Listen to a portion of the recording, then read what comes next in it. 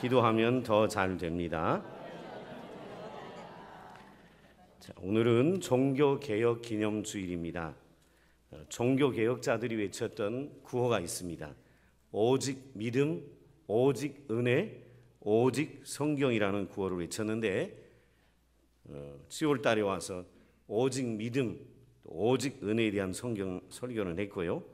오늘은 오직 성경에 대해서 여러분과 말씀을 나누려고 합니다.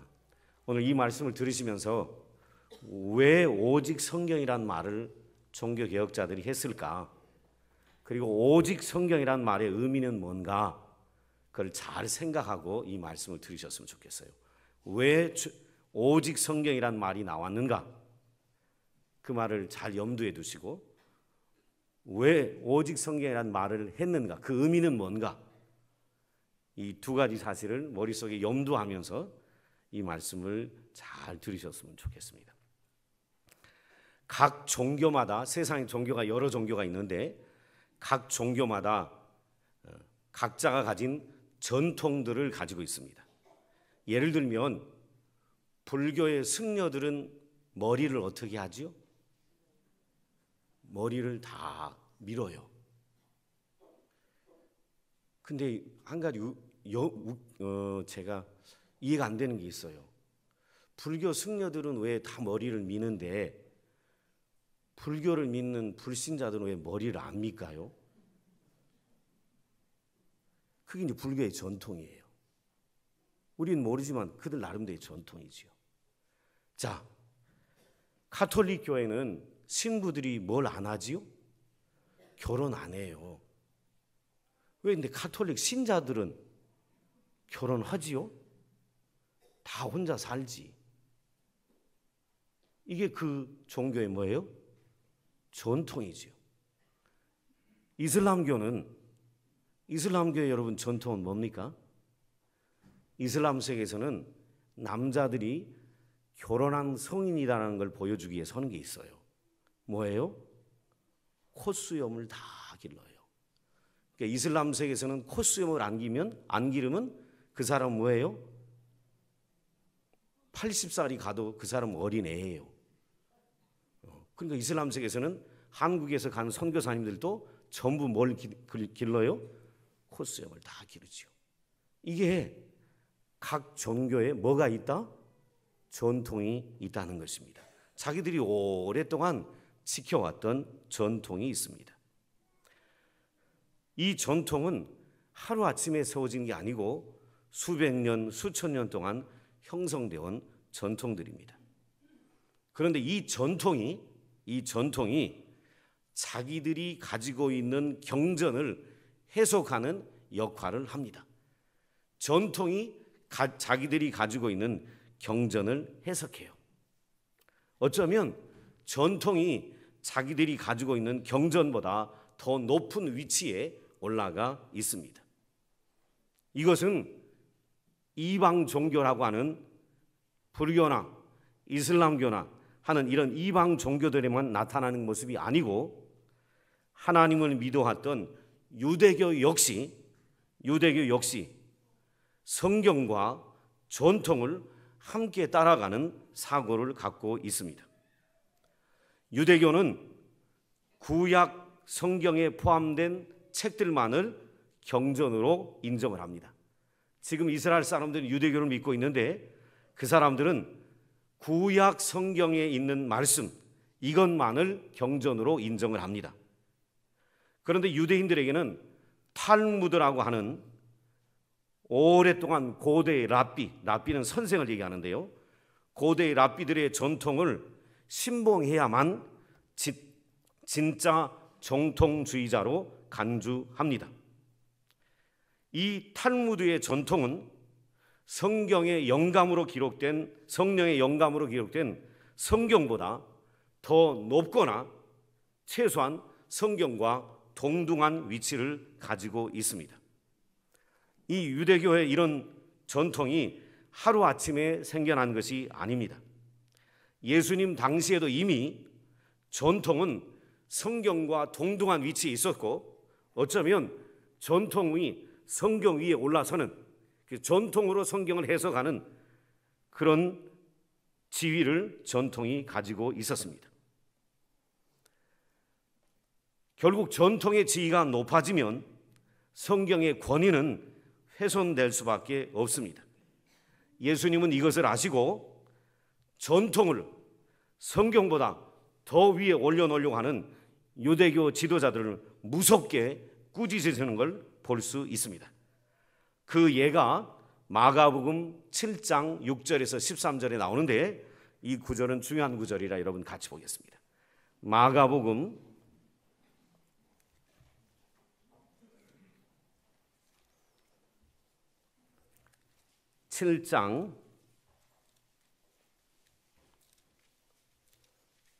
마가복음 7장 6절에서 13절입니다.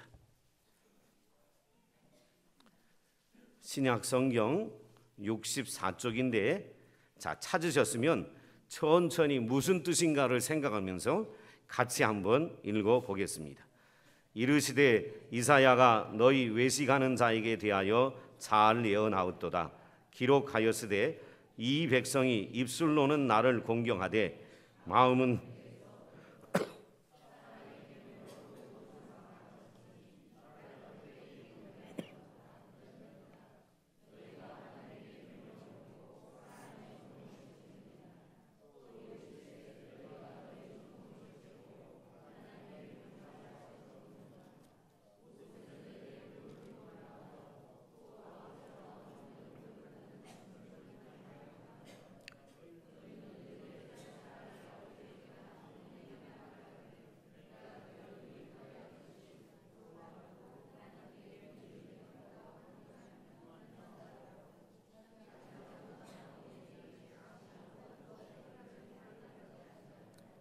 너희가 전한 전통으로 하나님의 말씀을 폐하며 또 이 같은 일을 많이 행하였느니라 하시고 아멘.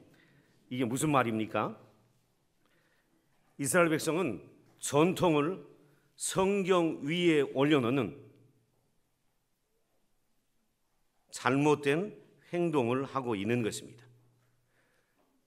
모세 율법에 보면 내 부모를 공경하라, 아버지 어머니를 모욕하는 자는 뭐하라?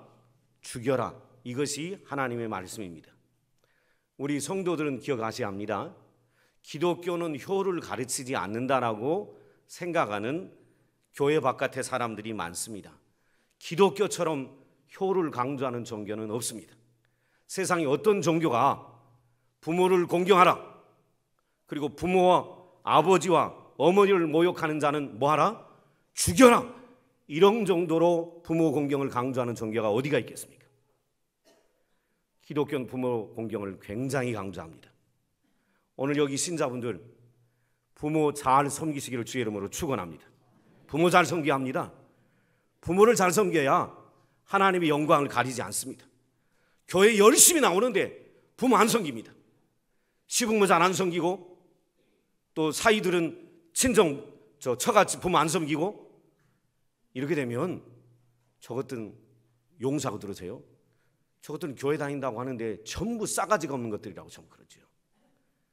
하나님은 싸가지가 없는 교인들을 원하지 않아요. 하나님은 부모를 공경하라 그래요. 부모 공경 안 하는 자는 뭐 해라? 죽여라. 이런 엄격한 가르침을 하는 종교가 어디가 있겠어요? 부모 공경하셔야 합니다. 결혼 안 했으면 몰라도 결혼했으면 시부모한테 절대로 순종하기를 주의 이름으로 축원합니다. 왜 아멘들 안 해요? 안 하겠다는 거예요. 목사의 얘기가 아니고 하나님 말씀인데. 다시요. 이왕 결혼 안 했으면 몰라도 결혼했으니까 성경의 가르침대로 결혼한 분들은 시부모에게 순종하기를 주의 이름으로 축원합니다. 신랑들한테 합니다. 이왕 결혼 안 했으면 몰라도 했으니까 저같이 부모에게 순종하기를 주의 이름으로 축원합니다. 왜 남편들은 아까는 아멘 하더니 지금은 아멘 안 해요? 크게 해야지. 얌체 같아. 자기 부모한테만 잘하라고. 그런 말이 성경에 어디가 있어요? 자기 부모한테만 잘하라고. 창세기 2장 24절에 보면 남자가 그 부모를 떠나 아내와 합하여 한 몸을 이룰지니 그랬어요. 한국은 남자 보고 여자 보고 떠나라 그래요. 성경은 남자 보고 부모를 떠나라 그래요. 우린 성경의 가르침을 따라가야 돼요. 지금 한국의 관습을 따라가는 게 전통을 따라가는 거와 똑같은 거예요. 그렇게 되면 안 돼요. 남자가 부모를 떠나야 돼요. 그래야 고부간의 갈등도 일어나지 않아요. 고부간의 갈등의 주 원인은 남자예요. 이건 지금 오늘 부부 세미나가 아니니까 더 할 수는 없어요. 이렇게 우리도 쓸데없는 전통을 쫓아가니까 성경의 가르침을 쫓아가지 않아요. 근데 유대인들이 그랬어요. 부모를 공경하라. 부모 공경하지 않으면 죽여라. 이게 하나님 말씀인데 유대인들이 뭐라 그러냐면 오늘 우리 시대의 사람들하고 똑같아요. 부모한테 가서 인사하기 싫고 부모한테 인사하러 가려니까 귀찮고 부모한테 인사하러 내려가니까 돈 들어가고 그러니까 유대인의 전통이 뭐라 그러냐면 부모한테 주려고 한 100만 원 딱 놔뒀다가 부모한테 갈라니까 귀찮고 갈라니까 돈 들어가고 그러니까 이걸 뭐라 그러냐면 고르반 이렇게 해버렸습니다. 이 고르반 그 말은 뭐냐면 이거 하나님께 뭐 했다? 드렸다 이 말이에요. 이거 하나님께 드렸으니까 나는 하나님께 드렸으니까 뭐 안 해도 된다? 부모 공경 안 해도 된다. 이렇게 합리화시킨 거예요. 뭐 어땠지요? 뭐 어땠습니다. 부모한테 가기 싫으니까 돈 들어가니까 그거 싫으니까 고르반 근데 하나님께 드리기로 했다. 그러니까 드릴 돈 없다. 그러니까 갈 필요도 없고 드릴 필요도 없다. 이렇게 합리화시킨 것이죠. 이 전통을 성경보다 더 위에 놓으려고 하는 유대 교인들을 향하여 엄히 꾸짖는 말씀이 마가복음 7장 6절에서 13절의 이야기입니다. 여러분, 전통을 성경 위에 놓는 이 행위는 용서받을 수 없는 행위다라고 예수님이 말씀하고 있는 것입니다. 평안의 식구 여러분, 기억해야 합니다. 하나님은 자신이 계시하신 진리, 성경을 얘기합니다. 하나님은 자신이 계시하신 진리에 어느 것을 더하거나 어느 것을 빼버리는 제멋대로 하는 행위를 결코 용납하지 않습니다. 하나님의 말씀, 성경만이 삶의 모든 문제를 해결하는 최고의 권위를 가리고 있다는 것이 하나님의 가르침입니다. 신명기 4장 2절에 이런 말씀이 있습니다. 내가 너희에게 명령하는 말을 너희는 가감하지 말고 내가 너희에게 내리는 너희 하나님 여호와의 명령을 지키라 라고 말씀합니다. 하나님의 율법을 성실히 지킬 뿐 다른 권위로 율법을 보완하거나 폐하는 것은 이스라엘 백성들이 할 일이 아니다 라고 하나님이 말씀하십니다. 하나님은 재차 이 말씀을 강조하는데 신명기 12장 32절에도 내가 너희에게 명령하는 이 모든 말을 너희는 지켜 행하고 그것에 가감하지 말지니라 라고 엄히 명하고 계신 것을 볼 수 있습니다. 여러분, 하나님의 계시된 말씀, 이것이 최고의 권위가 되어야 했었는데 유대교에서는 하나님의 계시된 말씀이 최고의 권위가 아니고 전통이라는 것이 동등한 권위를 갖고 있거나 혹은 때로 전통이 성경 위에서 성경을 해석하는 권위를 지니고 있었던 것을 유대교가 보여주고 있습니다. 근데 뿐만 아니라 유대교만이 그렇지 않습니다. 오늘 기독교에 보면 성경보다 전통에 더 큰 권위를 부여하는 경향이 기독교에서도 나옵니다. 특별히 가톨릭 교회는 유대교의 탈무드와 조금도 다를 바 없는 전통을 가지고 있습니다. 그리고 이 전통으로 성경을 해석하는 기준으로 삼습니다. 로마 가톨릭 교회 교리는 성경에 근거가 없는 전설이나 미신들로 가득 차 있는 것을 볼 수 있습니다. 제가 조금 이따 설명하지만 이런 것들이 있습니다. 성인과 천사 숭배, 마리아 교리 가운데 무원죄 잉태설과 성모 승천설, 마리아를 그리스도와 동등한 중보자로 섬기는 행위 등 이런 것들은 성경 어디에서도 가르치지 않는데 가톨릭 교회는 성경에 근거 없는 전설과 미신들로 가득 차 있습니다.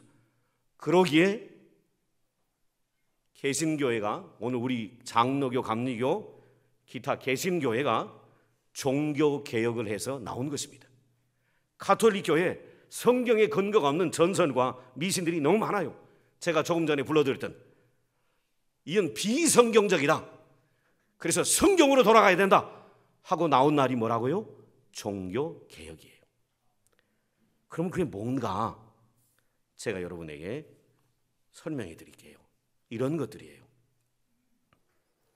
저와 여러분이 잘 알고 있는데 성경은 예수님 외에 모든 사람이 죄인이라 라고 가르칩니다. 로마서 3장 10절에 이렇게 기록합니다. 모든 사람이 죄를 지었음에, 범죄하였음에, 이렇게 기록합니다. 그런데 가톨릭 전통은 뭐라고 얘기하냐면 마리아도 예수님처럼 죄가 없다. 여러분, 아담의 후손 가운데, 인간의 후손 가운데 죄가 없는 사람이 있을까요? 없어요. 아담이 범죄한 이후에 태어난 모든 인간은 죄가 전가돼서 태어날 때부터 다 인간은 뭐예요? 죄인이에요. 한 사람도 없이 죄인이에요. 유일하게 죄가 없는 분이 있어요. 누구요? 예수님. 왜요? 예수님 남녀의 결합에 의해서 태어난 분이 아니에요. 마리아의 뱃속에 잉태했지만 성경에 분명히 예수님은 누구에 의해 잉태됐어요? 성령에 의해서. 성령이 어떤 형식으로 했는지 우리는 알 수 없지만 성령이 마리아의 뱃속에다가 이렇게 불어넣으셨는지 아니면 쑥 어린아기 예수님의 씨를 집어넣는지 알 수 없지만 성령에 의해서 잉태됐어요. 인류 역사에 죄가 없는 유일한 한 분은 예수 그리스도, 그분 한 분밖에 없어요. 모든 사람은 다 죄인이에요. 그런데 가톨릭 교회 전통은 마리아도 예수님처럼 뭐가 없다? 죄가 없다, 이렇게 가르쳐요. 성경에 없는 얘기를 가르칩니다. 또한 성경은 그리스도께서 모든 사람을 위해 단번에 자신을 희생제물로 드리셨다라고 가르칩니다. 여러분, 구약의 죄 문제를 해결하려고 할 때마다 제사장이 했던 일들이 있습니다. 뭐지요? 인간의 죄 문제를 해결할 때마다 항상 했던 게 있어요. 제사예요. 그 제사에서는 항상 뭘 흘렸어요? 피를 흘렸어요. 끊임없이 소와 양과 염소를 잡아서 피를 흘림으로 죄 문제를 해결해 왔어요. 1년에 몇 차례, 아니 매일 이런 식으로 매일 하나님 앞에 제사장들이 인간의 죄를 대신해서 제물을 자라 피를 흘림으로 인간의 죄 문제를 해결해 왔어요. 그런데 이 피 흘림의 역사가 단번에 끝났어요. 누구 때문에? 예수님 때문에. 예수님이 온 인류의 죄를 지시고 짊어지시고 모든 사람의 죄의 짐을 짊어지시고 한 번에 인간의 과거, 현재, 미래의 모든 죄 문제를 다 짊어지고 모든 사람의 모든 죄의 짐을 다 짊어지고 십자가에서 단번에 죽으심으로, 단번에 희생제물이 되심으로 더 이상 이 땅에는 뭐가 필요하지 않아요? 제사가 필요하지 않아요. 어떤 제사가요? 피를 흘리는 제사가 필요하지 않은 거예요. 제사는, 인류를 구원하는 이 제사는 단 한 번으로 예수님에 의해서 끝났어요. 그런데 가톨릭 교회는 사제가 미사 때마다, 우린 예배한다고 그러는데 가톨릭 교회는 미사라 그래요. 이 미사가 제사입니다. 가톨릭 교회는 미사 때마다 사제가 막 이렇게 이거 하는 거, 이렇게 하는 거, 그것이 이제 피 뿌리는 거예요. 해보려면 여러분도 오늘 집에 가가지고 그러다 해갖고 이렇게 해봐요. 그것이 피 뿌리는 건데 미사 때마다 그리스도를 희생제물로 드린다라고 가르치는 거예요. 그러면 여러분, 미사 때마다 희생제물을 드린다, 이 물을 뿌리면서 피 뿌리는 의식을 대신하는데, 그러면 참담한 일을 하는 거예요. 예수님을 계속해서 뭐 하는 거예요? 십자가에서 죽이는 거예요. 이런 참담한 일이 어디가 있어요? 예수님은 단번에 한 번에 끝내셨어요. 인류의 모든 죄, 그리고 우리의 과거, 현재, 미래의 모든 죄를 다 끝냈어요. 그렇지 않다면 저와 여러분 지금도 뭐 해야 돼요? 피 흘리는 제사 드려야 돼요. 여러분 주일날마다 염소 한 마리씩 전부 들고 가야 돼, 매주일. 그래서 잡아야 돼. 목 따가지고 피 출출 흘리고 피 쭉 묻히고 이렇게 나와야 돼. 보통 일이 아닙니다. 여기가 맨날 피밀이 있나 날 거예요. 이런 참담한 일이 어디가 있어요? 예수님이 한 번에 인류의 모든 죄의 문제를 다 해결하셨는데 매번 피 흘리는 제사를 한다. 이건 예수님을 계속해서 십자가에 못 박고 있는 거예요. 이것이 유대교의 이 카톨릭의 전통이에요. 또한 성경은 어떤 형상에도 절하지 말라고 가르치지만 출애굽기 20장 4절 5절에 보면 그 어떤 형상도 만들지 말고 그때 절하지 말라. 나 여호와 하나님은 질투하는 하나님인즉 우상에게 절한 자를 그 집안을 4대 5대까지 멸하겠다고 하는 것이 하나님의 가르침입니다. 그런데 지금도 가톨릭 교회는 특정한 형상에 절하라고 가르칩니다. 여러분도 이미 보셨지요? 여러분 로마 가톨릭 교황이 왔을 때 여러분 이미 다 보셨어요. 그때 아무 생각 없이 그걸 보셨나요?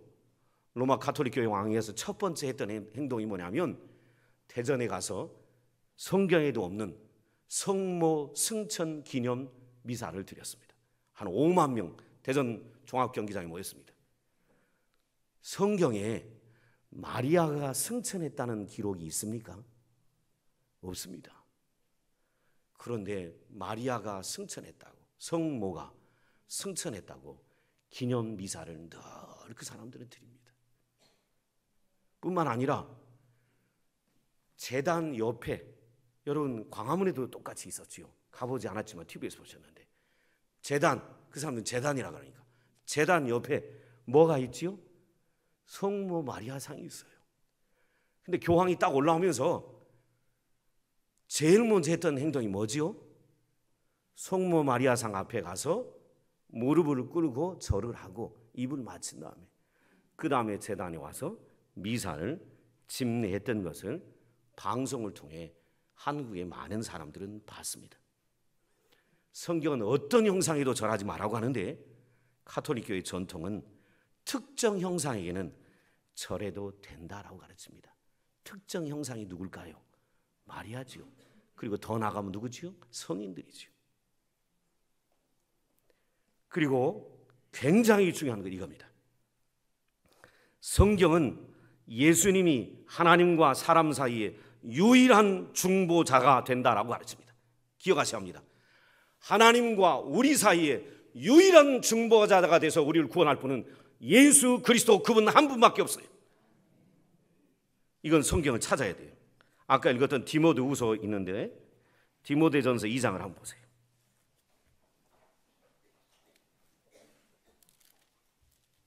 디모데전서 2장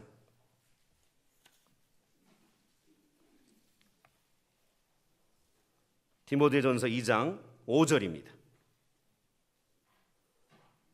디모데전서 2장 5절 같이 읽습니다. 시작. 하나님은 한 분이시요 또 하나님과 사람 사이의 중보자도 한 분이시니 곧 사람이신 그리스도 예수라. 여러분, 하나님과 우리의 사이에 중보자가 되어서 우리를 구원해 주실 분은 유일하게 한 분밖에 없어요. 그분이 누구라고요? 예수 그리스도. 근데 가톨릭 교회는 뭐라고 가르치냐면 마리아도 예수 그리스도와 더불어 중보자의 역할을 감당한다라고 가르칩니다.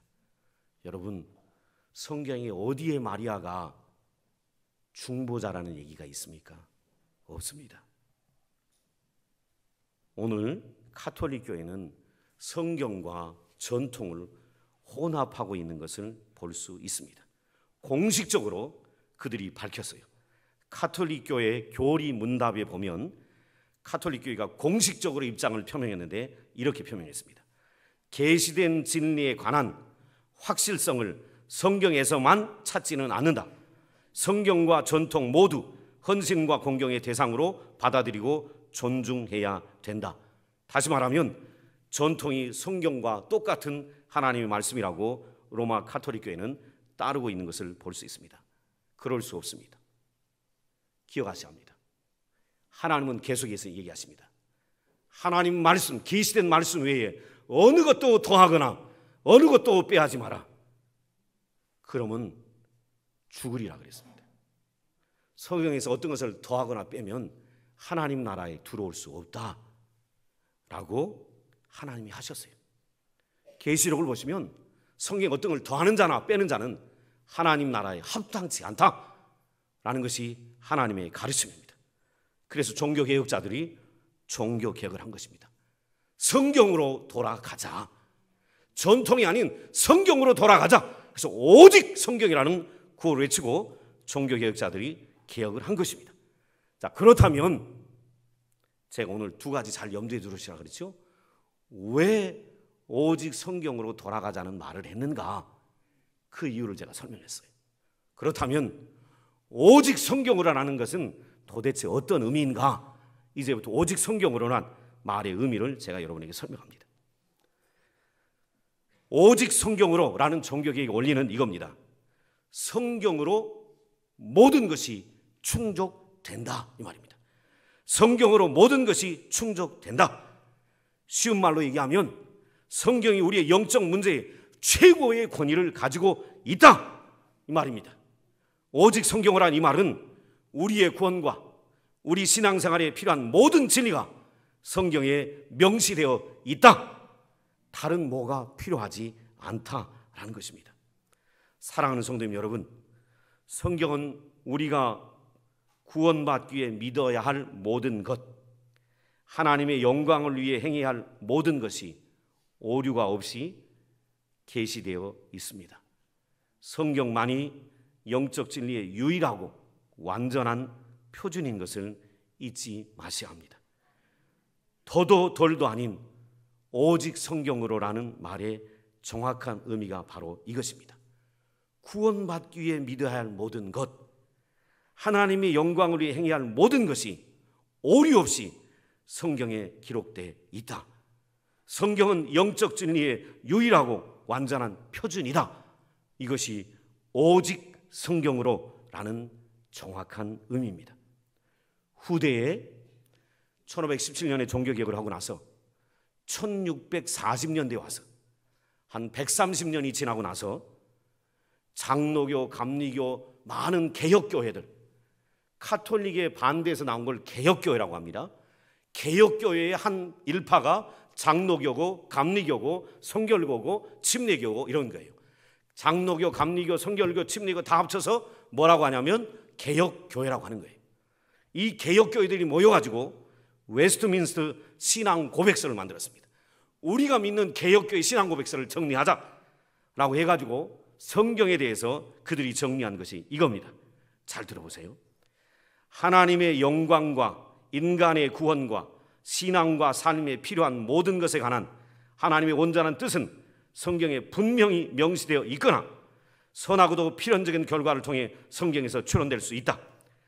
성령의 새로운 계시든 인간의 전통이든 어느 때라도 성경에 다른 무엇을 더해서는 안 된다라고 가르쳤습니다. 여러분, 성경에 무엇을 더하거나 성경에 무엇을 빼버린다면 그것은 다른 전통을 성경과 동일한 위치에 올려놓는 죄악을 범하는 것입니다.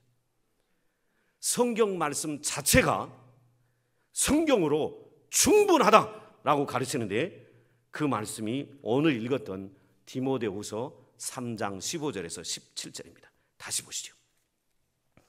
성경 자체가 성경만으로 모든 것이 충족된다라고 성경이 주장합니다. 디모데후서 3장 15절에서 16절, 15절 한번 읽어보죠. 시작.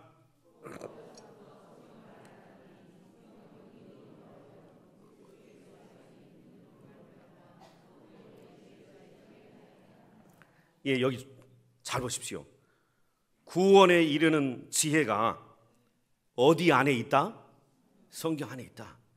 구원의 문제가 성경만으로 충분하다라고 15절에서 얘기합니다. 그리고 17절 한번 보시죠. 16절 보시죠. 16절 같이 읽어봅니다. 시작.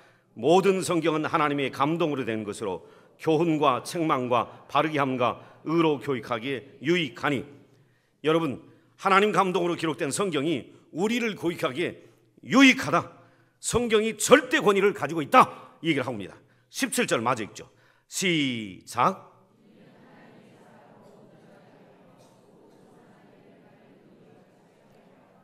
이 말은 성경이 하나님의 사람에게 모든 선한 일을 행할 능력을 제공한다라고 얘기하는 것입니다. 제가 여러분에게 도전합니다. 성경의 진리만이 믿음의 규칙으로 충분한가? 라고 물어본다면 신자는 단언하고 한마디로 얘기합니다. 뭐라고요? 맞다. 그렇다. 더 외에는 필요치 않다라고 얘기해야 합니다. 저는 오늘 말씀을 이제 정리합니다. 성경으로만 우리를 구원으로 인도하고 현세와 영원한 내세를 살기 위한 삶을 준비하는데 더 이상 필요한 것이 없습니다. 성경만으로 충분합니다. 이것이 바로 오직 성경으로라는 뜻의 의미입니다. 평안의 식구 여러분, 우리가 살아왔던 전통, 다른 사람이 얘기하는 전통, 이것을 따라가서는 안 됩니다. 저와 여러분의 삶의 표준은 오직 하나입니다. 오직 성경입니다. 성경이 가라 그러면 가는 겁니다. 성경이 서라 그러면 서는 겁니다. 성경이 말하는 것은 따라가는 것입니다. 성경이 말하지 않는 것은 하지 않는 것입니다. 성경이 저와 여러분의 구원과 신앙과 삶의 유일한 표준입니다. 이걸 믿어야 되고, 이걸 믿는 사람은 제가 마지막으로 도전합니다. 성경이 저와 여러분의 구원과 신앙과 삶의 유일한 표준인 걸 믿는다면 저와 여러분 성경을 사랑해야 합니다. 여기 저와 여러분의 구원과 신앙과 삶의 모든 내용이 여기 다 담겨 있으니 성경을 사랑해야 합니다. 성경 말씀에 귀를 기울여야 합니다. 성경을 읽어야 합니다. 읽었다면 그 말씀 그대로 살아가려고 해야 합니다. 오늘 우리가 살아온 한국의 전통이 아닌 저와 여러분은 성경의 가르침을 따라가려고 해야 합니다. 이 성경 구절 하나만 읽고 저는 마치려고 합니다. 시편 119편 105절, 주의 말씀은 내 발의 등이요 내 길의 빛이시니라. 아멘. 기도하겠습니다. 아버지 하나님,